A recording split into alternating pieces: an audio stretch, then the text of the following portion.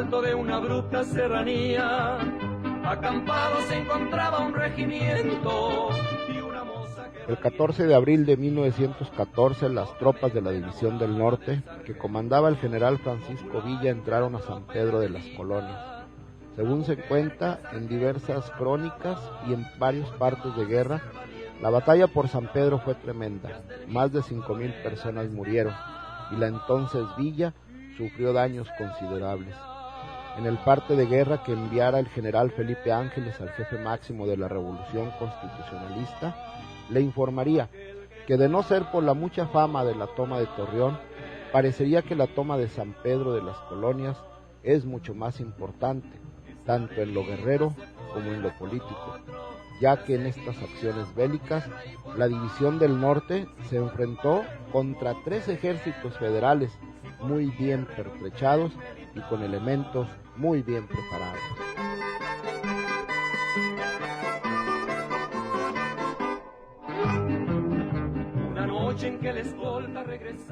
Ese día, para muchos historiadores y expertos, se decidió la suerte de la Revolución Constitucionalista y entre los participantes en aquellos combates tomaron parte muchos sanpetrinos. El de mayor rango militar fue sin duda el ya entonces general Toribio de los Santos Vázquez. El general de los Santos nació en San Pedro de las Colonias y según su hoja de servicio encontraría la muerte el 8 de diciembre de 1916 en un paraje conocido como Rancho de las Margaritas, cerca de la Sierra de la Paila, en el municipio de Parras de la Fuente. El revolucionario encontró la muerte junto con el profesor Gabriel Calzada. Según el parte, ellos fueron asesinados por las tropas del general villista Margarito Martínez.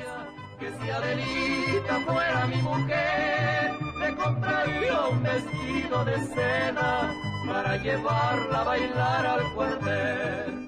Y después que terminó la cruel batalla y la tropa regresó a... Según se cuenta, la noticia de la ejecución de este par de personajes causó mucho revuelo en San Pedro y en muchas partes, porque los dos fueron de los primeros seguidores de Madero y ambos fueron protagonistas de momentos muy importantes en la Revolución Mexicana. El profesor Gabriel Calzada Espinosa, originario de Parras de la Fuente, nació en 1876.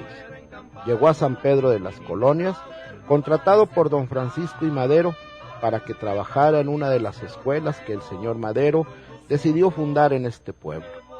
Desde su llegada a esta villa, el profesor Calzada, se cuenta, se identificó plenamente con la gente de San Pedro. Su relación con los Madero fue poco a poco consolidándose, al grado que cuando don Francisco Ignacio inicia su proyecto político, el profesor Calzada sería uno de sus primeros seguidores y se incorporaría al Club Democrático Benito Juárez, que fundara Madero en San Pedro, y colaboraría en la redacción del periódico El Demócrata, que también fundara en San Pedro don Francisco y Madero. Ese medio impreso se convertiría con el tiempo en el órgano oficial de difusión del proyecto maderista. Gabriel Calzada tendrá mucha participación en las acciones que desarrollará el primer club maderista que se formara. Durante esta etapa política se sumará a la divulgación y promoción de los conceptos que don Francisco desarrollaría. Aparte de elaborar con Madero en algunos proyectos educativos, el profesor Calzada fundará en San Pedro su propia escuela comercial, en la cual muchos jóvenes aprenderán las nociones básicas de la contabilidad.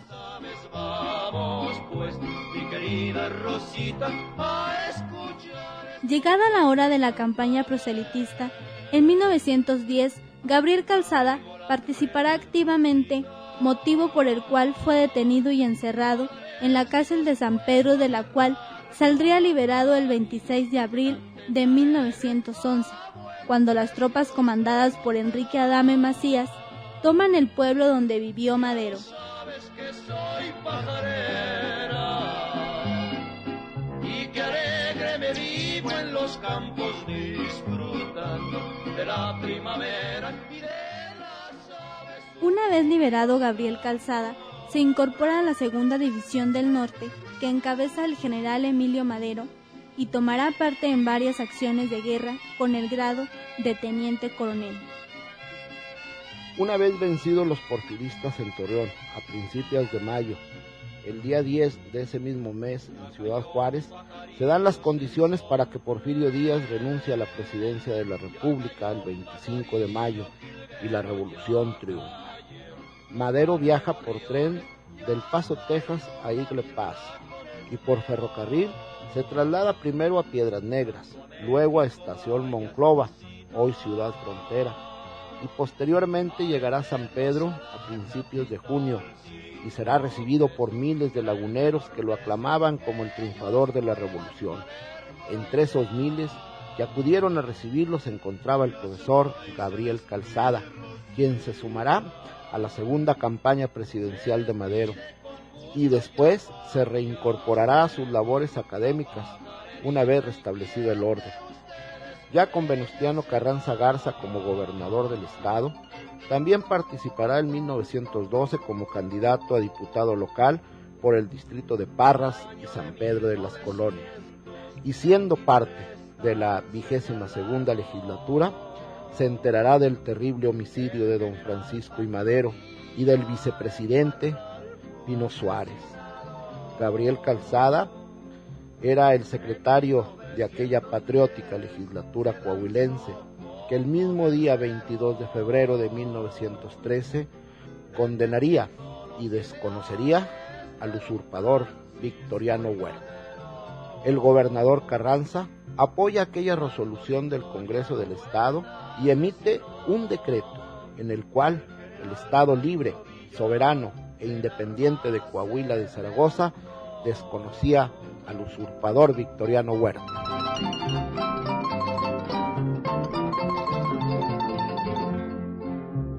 En compañía de Carranza combatió aquella traición. Nombrado jefe máximo de la revolución, el señor Carranza le dará el nombramiento de coronel a Gabriel Calzada, a quien lo nombra en abril de 1913 jefe de armas de Piedras Negras, Coahuila, a donde se traslada Calzada y donde combatirá a las fuerzas federales que después de derrotar a los revolucionarios en Monclova avanzan hacia el norte. Calzada y los revolucionarios tienen que desalojar la plaza y Coahuila está de nuevo en manos de los federales. Pero ni Carranza ni los suyos se dan por vencidos. Los principales mandos del carrancismo se trasladan al oeste y desde Sonora y Chihuahua inician el ataque contra las fuerzas leales al chacal Victoriano Huerta. El 20 del mes de julio, en una casa escondido. Posteriormente, Gabriel Calzada desarrollará varias comisiones y tomará parte en más acciones de guerra, y cuando la revolución finalmente triunfa, seguirá colaborando con Venustiano Carranza. A la hora de la Convención de Aguascalientes, Gabriel Calzada permanecerá leal a Carranza, como muchos maderistas que no se fueron con Villa y Zapata.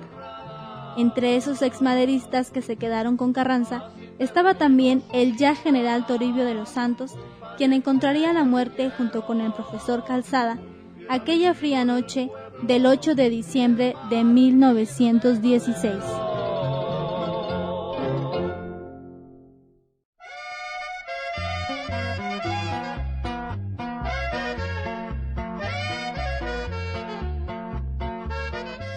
El general Toribio de los Santos Vázquez, según cuenta en su novela Viva Madero el general Francisco L. Urquizo, era el caporal del agostadero de Australia, propiedad de los Madero, enclavado en la parte del semidesierto del municipio de San Pedro de las Colonias, en donde los Maderos se dedicaban a la explotación de la candelilla, el guayule y a la ganadería de sabana. Toribio de los Santos, según consta en los documentos que aparecen en su expediente, nació en 1879 en este pueblo. Hombre de a caballo, dedicado a las faenas del campo, de los Santos Vázquez ganó la confianza de los Madero y, como se mencionó, llegó a ser empleado de confianza en la administración de varias propiedades de la compañía Madero. Cuando don Francisco empezó a formar los primeros clubes democráticos en San Pedro de las Colonias, don Toribio se sumó a ellos. El caporal no era hombre de muchas letras, pero se sabe que sabía leer y contaba con algo de instrucción, por lo que muy seguramente entendía el mensaje del naciente maderismo. Participará animadamente en la campaña por la presidencia municipal en 1904 y en la estatal en 1905. Y cuando don Francisco se lanza en 1910 como candidato a la presidencia de la República, es de los primeros en sumarse a las actividades proselitistas. Después de que Madero es apresado y encarcelado en Monterrey, en San Pedro, Toribio de los Santos y los demás simpatizantes de Madero están a la expectativa y son víctimas de la represión porfirista.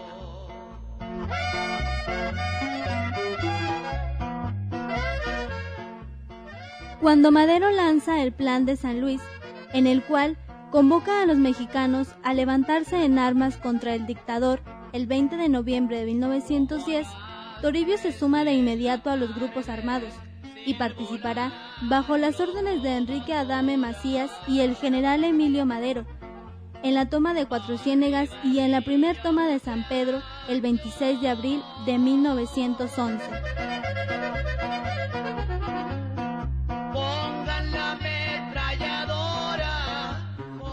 Una vez que la revolución triunfa, Toribio de los Santos se incorpora al Cuerpo de Carabineros de Coahuila y posteriormente participará como candidato a la presidencia municipal de San Pedro de las Colonias, apoyado por los clubes maderistas. Será presidente municipal en 1912 y como autoridad local combatirá a los rebeldes orozquistas que, encabezados por Benjamín Argumedo, atacaron varias veces al pueblo de Madero y siempre logró derrotar al llamado León de la Laguna.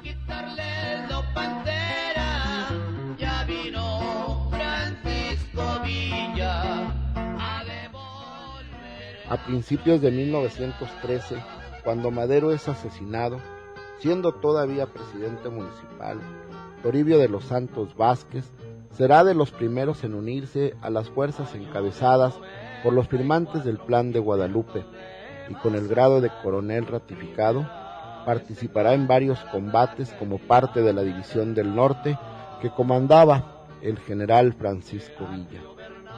Con esas tropas revolucionarias va a participar en la toma de Gómez Palacio Durango, y según narra don Adrián Aguirre Benavides en su libro Las grandes batallas de la División del Norte, cuando se preparaba la toma de Torreón, Coahuila, el general Francisco Villa le encomienda al coronel de los Santos que vaya a las inmediaciones del rancho de Chávez, en el municipio de San Pedro, que con un grupo de hombres destruya la vía del ferrocarril para impedir que los refuerzos federales que venían de Monterrey lleguen a Torreón y así fortalezcan las defensas huertistas.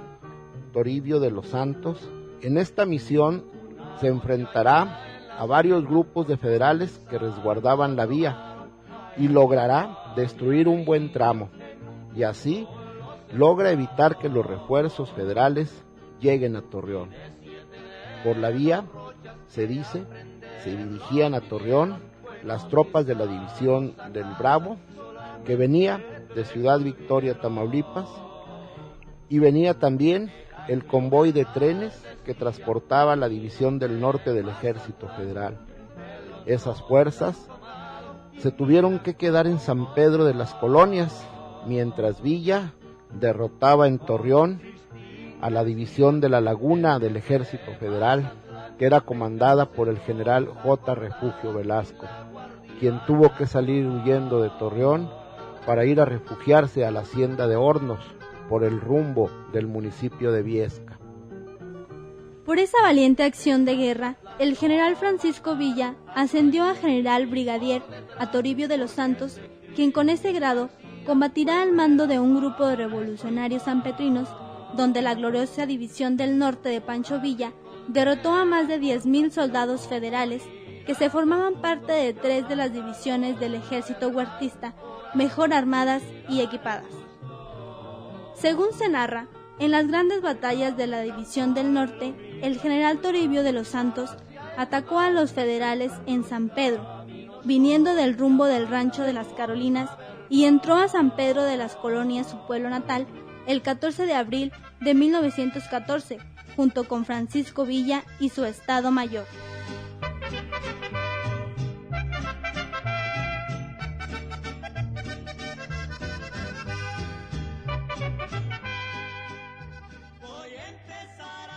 El San Pedro que encontró Toribio de los Santos muy poco se parecía al San Pedro que dejó cuando se fue a combatir al traidor Victoriano Huerta. El pueblo estaba casi en ruinas. El mercado, el hotel Las Amazonas, la casa de don Francisco Gámez y muchas otras fincas propiedad de los Madero y sus simpatizantes fueron incendiadas por los federales, y el pueblo mostraba los estragos de 10 días de intensos combates. Aquella batalla fue brutal, y según dice en su parte de guerra el general Felipe Ángeles, de no ser por la fama de la toma de Torreón, la toma de San Pedro parecería ser más importante, tanto en lo guerrero como en lo político, pues aquí se venció a 3 ejércitos federales fuertemente armados. El comentario de Felipe Ángeles fue muy acertado. Muchos otros historiadores y expertos en temas bélicos coinciden en señalar que la toma de San Pedro fue la batalla que definió el triunfo de la Revolución Constitucionalista, pues en San Pedro se hizo pedazos a la espina dorsal de las fuerzas huertistas. Después, el general Toribio de los Santos va a tomar parte en las batallas de Paredón y Zacatecas.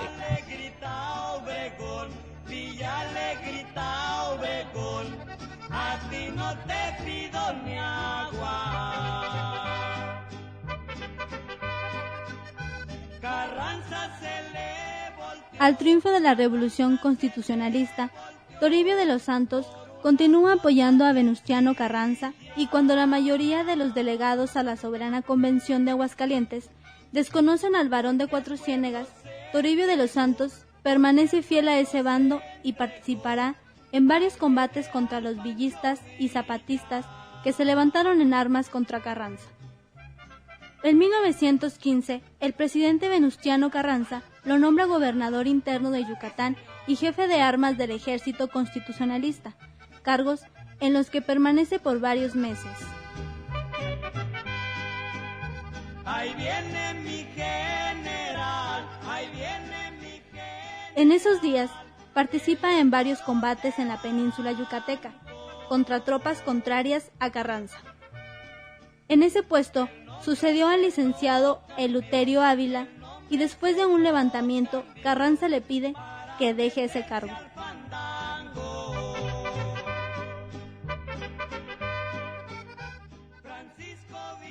Toribio de los Santos regresa a la Ciudad de México y lleva a cabo otras tareas que le encomienda el presidente Carranza.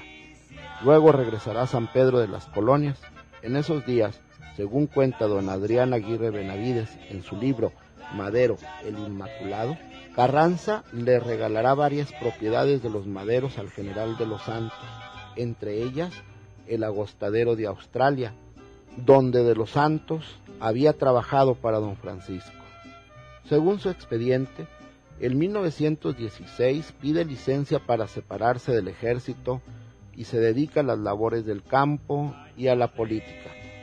En octubre de ese mismo año, participa como candidato a diputado suplente en las elecciones para elegir al nuevo Congreso Constituyente y es electo como suplente de Ernesto Meade Fierro, quien fue el diputado constituyente por el distrito de San Pedro y Parras en 1917. Días después de haber participado en esa elección, Toribio de los Santos moriría asesinado junto con Gabriel Calzada y un hijastro de Toribio de los Santos en un rancho conocido como Las Margaritas, por el rumbo de la Sierra de la Paila. Cuentan que Toribio, Calzada y Magdaleno Durán Molina, quien era hijo del primer matrimonio de la esposa de don Toribio, fueron hechos prisioneros en Estación Talía cuando juntos iban a cambiar de San Pedro a Monterrey. a cumplir una encomienda no especificada en los expedientes del primer jefe Carranza. Sin flor alguna, son hojas secas que le ofrenda el vendaval. Se dice que los rebeldes que los atraparon pidieron 10,000 pesos por el rescate de los prisioneros, pero como no lo recibieron, los asesinaron. En el expediente se menciona en algunos documentos que fue gente del general villista Margarito Martínez, en otros que fueron rebeldes orozquistas. Al final de cuentas, prevaleció la primera versión. El general de los Santos fue sepultado en el Panteón de San Pedro de las Colonias y Gabriel Calzada fue llevado a Parras de la Fuente.